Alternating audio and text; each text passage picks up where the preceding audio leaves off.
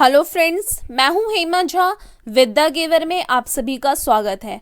तो आज इस वीडियो में हम डिस्कस करने वाले हैं इंडियन कॉन्स्टिट्यूशन के बारे में। And our first video is about making of Indian constitution part 1। और इस चैनल पे मैं कोशिश करूंगी कि पॉलिटिकल साइंस की कंप्लीट सीरीज को अपलोड किया जाए और वो सीरीज जो हो पूरी तरह से डिटेल्ड हो, जितने भी वीडियोस हो वो डिटेल्ड हो, ताकि आपके आने वाले सभी एग्जाम्स को वो कर सके। तो ज़्यादा टाइम वेस्ट ना करते हुए हम अपने वीडियो की शुरुआत करते हैं।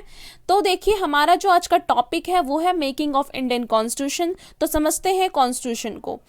देखिए, मैं आपको एक एग्जांपल के थ्रू समझाती हूँ कि जैसे कि एक फैमिली में जो पेरेंट्स होते हैं वो बच्चों के लिए एक गाइडर का काम करते हैं, ठीक है, पाथ मेकर का काम करते हैं, ठीक है, वो उनको बताते हैं कि सही और गलत क्या है। तो सेम थिंग कॉन्स्टिट्यूशन भी क्या है, एक कंट्री के लिए एक गाइडर का काम करता है। वो कंट्रीज के लॉज के बारे में बताता है, प्रिंसिपल के बारे में बताता है और साथ ही साथ जो है हमारे राइट्स और ड्यूटीज को भी बताता है।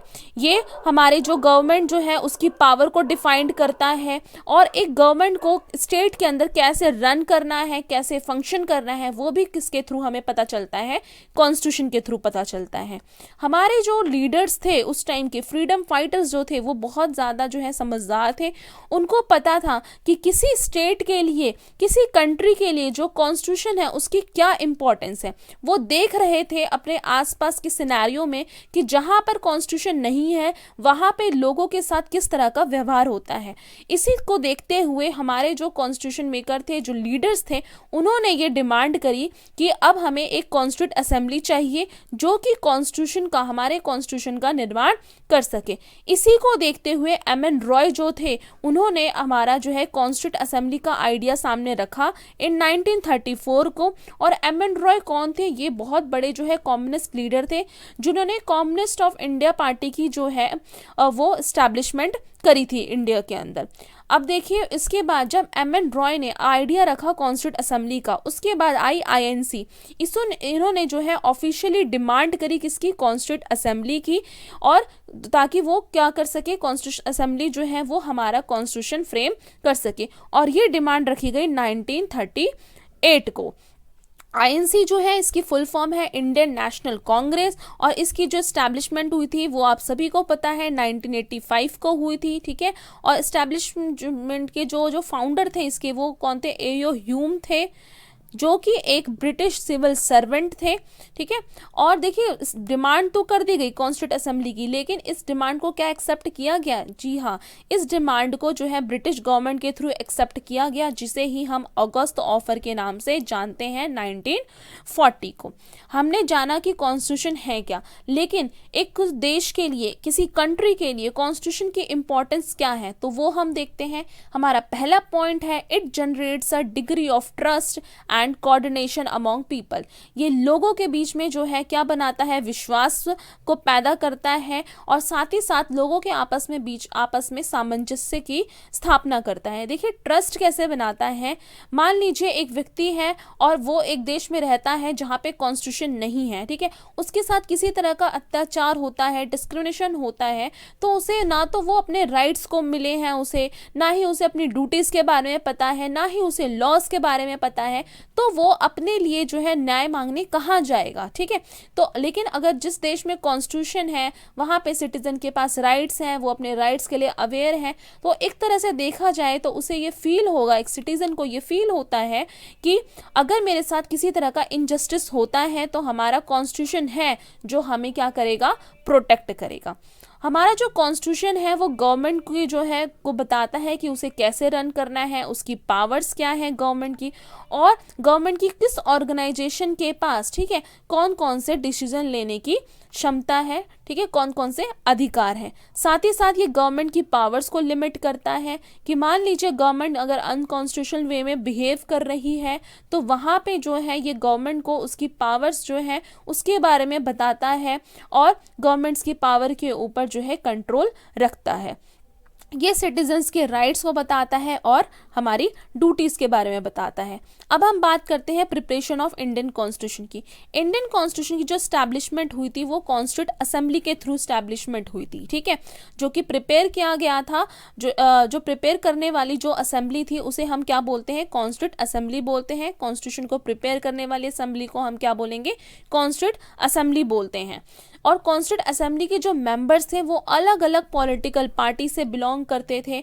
कुछ जो है माइनॉरिटी सेक्शन जो है उसके मेंबर थे, रिप्रेजेंटेटिव थे, और कुछ वीकर सेक्शन के रिप्रेजेंटेटिव थे।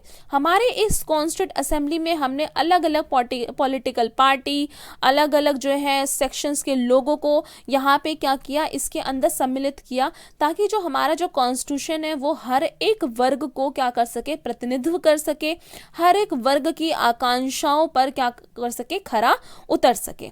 अब हम बात करते हैं हमारा जो कॉन्स्टिट्यूशन है उसको बनाने के लिए उस कॉन्स्टिट्यूट असेंबली में जो है जिन्होंने कॉन्स्टिट्यूशन लिखा, ठीक है, उसमें कितने मेंबर्स है, उसमें मेंबर्स थे 299 मेंबर्स थे।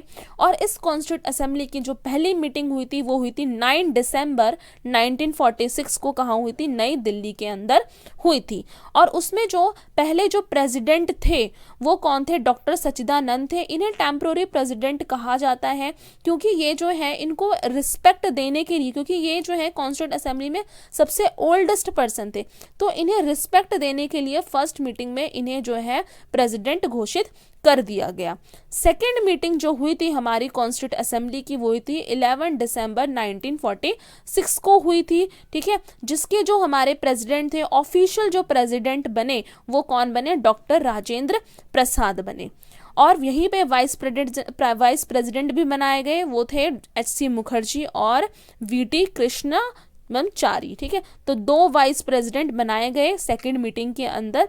प्रेसिडेंट भी यही इसी मीटिंग में बने और जो वाइस प्रेसिडेंट भी हैं वो भी इसी सेकंड मीटिंग के दौरान ही बनाए गए थे।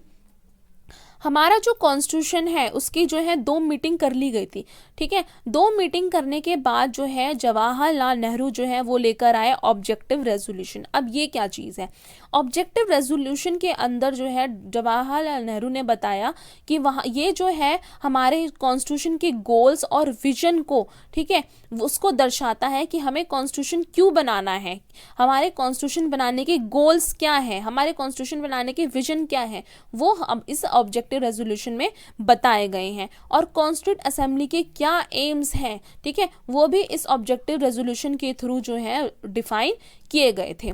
और इसे लाने वाले कौन थे, जवाहरलाल नेहरू थे। और लाया कब गया, ये लाया गया 13 दिसंबर 1946 को।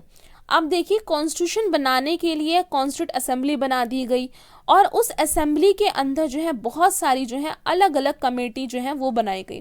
कुछ कमेटी जो है फंडामेंटल राइट्स पर एडवाइस देने के लिए बनाई गई थी, ठीक है। कुछ जो है यूनियन पावर कमेटी थी और जो है प्रोविडेंशियल जो कमेटी बनाई गई थी। तो बहुत सारी जो है कॉन्स्टिट्यूट असेंबली के अंदर जो है बहुत सारी जो है कमेटीज जो है बनाई गई थी। लेकिन इसमें जो सबसे इम्पॉर्टेंट जो कमेटी थी वो आपकी कौन सी थी, वो थी ड्राफ्टिंग कमेटी। और ड्राफ्टिंग कमेटी इंपॉर्टेंट क्यों थी, क्योंकि यही वो कमेटी थी जिसको जो है हमारे कॉन्स्टिट्यूशन का जो ड्राफ्ट बनाने का टास्क दिया गया था। इसकी जो स्थापना हुई थी वो 29 अगस्त 1947 को हुई थी, ठीक है। और ये जो है एक तरह से बहुत ज़्यादा इम्पोर्टेंट कमेटी के रूप में देखी जाने लगी थी, क्योंकि यही वो कमेटी थी जिसको जो है संविधान का ढांचा तैयार करने की जिम्मेदारी दी गई थी। इस कमेटी के जो चेयरमैन थे वो डॉक्टर B.R. अम्बेडकर थे, जिन्हें फादर ऑफ कॉन्स्टिट्यूशन या मॉडर्न मनु या फिर chief architect of Indian constitution भी कहा जाता है। यहाँ पे आपसे मैं एक क्वेश्चन पूछती हूँ कि बताइए कि हमारा जो कॉन्स्टिट्यूशन डे है वो कब मनाया जाता है। और अगर आपको ये आंसर पता है तो कमेंट बॉक्स में इस क्वेश्चन का आंसर ज़रूर लिखिएगा। आगे हम देखते हैं कि हम जो कॉन्स्टिट्यूट असेंबली है उसने हमारा जो कॉन्स्टिट्यूशन अडॉप्ट किया था वो कब किया था, 26 नवंबर 1949 को अडॉप्ट किया था। लेकिन ये इफेक्ट में कब आया, ये 26 जन 1950 को आया। अब आपके मन में होगा कि अडॉप्ट हमने यहाँ पे 26 नवंबर को करा, लेकिन इफेक्ट में आने में इतने देर क्यों लगी, तो इसकी भी एक अलग कहानी है। 26 जन को इसलिए अडॉप्ट किया गया क्योंकि ये डेट जो है एक हिस्टोरिकल इम्पॉर्टेंस रखती है। क्योंकि इसी दिन जो है जवाहरलाल नेहरू ने 1930 में पूर्ण स्वराज डे को सेलिब्रेट किया था, जहां पर ये कहा गया था, जहां पर जवाहरलाल नेहरू ने कंप्लीट सेल्फ रूल की डिमांड करी थी।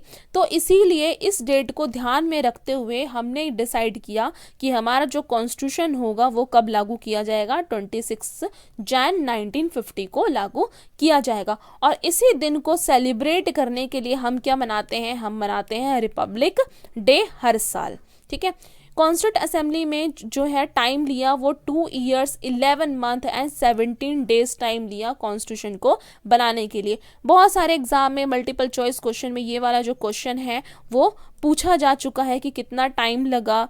ठीक है, हमने जो है ये पूर्ण स्वराज का क्या मतलब है, तो ये सारे जो क्वेश्चंस हैं ये एज अ फैक्ट जो है वो बहुत ज़्यादा यूज़फुल हैं, जो बाकी एग्ज़ाम्स जो हैं उसमें काफ़ी बार पूछे जा चुके हैं, तो थोड़ा सा ध्यान से इनको पढ़िएगा। अब हम देखते हैं कि जो कॉन्स्टिट्यूशन है उसको बनाने के लिए हमारे कॉन्स्टिट्यूशन मेकर कहाँ कहाँ गए। हमारे कॉन्स्टिट्यूशन मेकर जो है अपना एक बेस्ट सबसे अच्छा कॉन्स्टिट्यूशन बनाने के लिए उन्होंने 60 कंट्रीज़ की जो कॉन्स्टिट्यूशन है ना उसके वहाँ 60 कंट्रीज़ के कॉन्स्टिट्यूशन को पढ़ा, जाना, समझा और उसमें से जो सबसे बेहतर चीज़ें थी वो हमारी कॉन्स्टिट्यूशन के अंदर उन्होंने इंक्लूड करी। ठीक है, जैसे कि आपको पता है कि जो हमारे जो फंडामेंटल ड्यूटीज़ जो हैं वो हमने कहाँ से ली, वो हमने यूएसएसआर से ली है। ठीक है, हमारी जो इमरजेंसी जो है, इमरजेंसी का जो कंसेप्ट है वो हमने कहाँ से लिया है, वो हमने जर्मनी से लिया है। और भी बहुत सारी जो चीज़ें हैं वो हमने अलग अलग जो है देशों से अडॉप्ट करी है। कुछ का ये कहना है कि हमारा जो कॉन्स्टिट्यूशन है वो एक कॉपी पेस्ट कॉन्स्टिट्यूशन है, लेकिन इसका जो है डॉक्टर BR अम्बेडकर जो थे, बाबा साहब अम्बेडकर जो थे, उन्होंने बहुत अच्छे तरह से इस जो क्रिटिसिज्म का काउंटर किया था। उन्होंने ये कहा कि हमारा जो कॉन्स्टिट्यूशन है वो हमने अलग अलग देशों से तो ज़रूर लिया है, लेकिन अलग अलग देशों में जो सबसे बेहतरीन चीज़ है वो हमने अपने कॉन्स्टिट्यूशन के अंदर इंक्लूड की गई है, ताकि आने वाली जो पीढ़ी है उनकी जो आकांक्षाओं को, ठीक है, उनके जो विश्वास जो है उसको जो है ये हमारा जो कॉन्स्टिट्यूशन है वो फुलफिल कर सके।